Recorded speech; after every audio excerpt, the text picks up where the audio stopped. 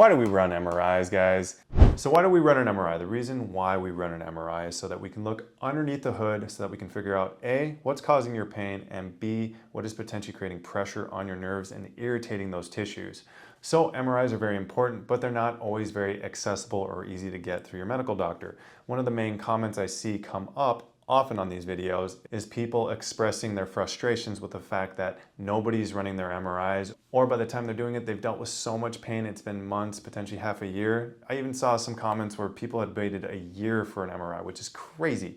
So why does this happen? Is it the medical doctor's fault, or is there something else at play? What I can tell you is a majority of the time, it's not the medical doctor's fault. They are typically caged in whatever guardrails the insurance companies have created to make it so that they can get approval for the MRI. So typically one of two things can happen with you getting an approval for an MRI. One, your symptoms or your diagnosis codes are severe enough in order to get you catapulted into that approval. The second route requires a lot more red tape, where the MD has to typically prescribe you some sort of medication. They have to recommend physical therapy. You have to do X amount of sessions.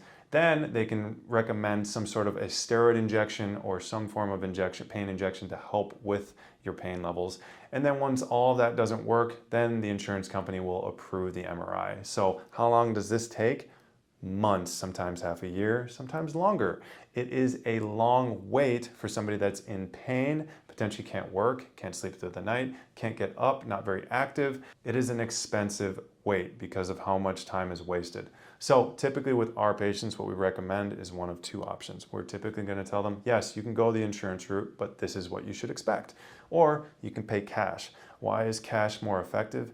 You pay $400 out of pocket potentially on average, and then you can get the MRI the same day. And sometimes the cost of that MRI is actually less than the deductible that you're going to pay for going through the insurance route. So not only do you save months, potentially half a year or more, which is super expensive in my opinion, but you also are potentially paying less when it comes to a deductible. You could be paying more out of pocket just to get the insurance to cover it. So long story short, this is typically not your medical doctor's fault. It's usually the insurance companies that are caging them in, creating these rules that they have to follow in order to get an approval for you.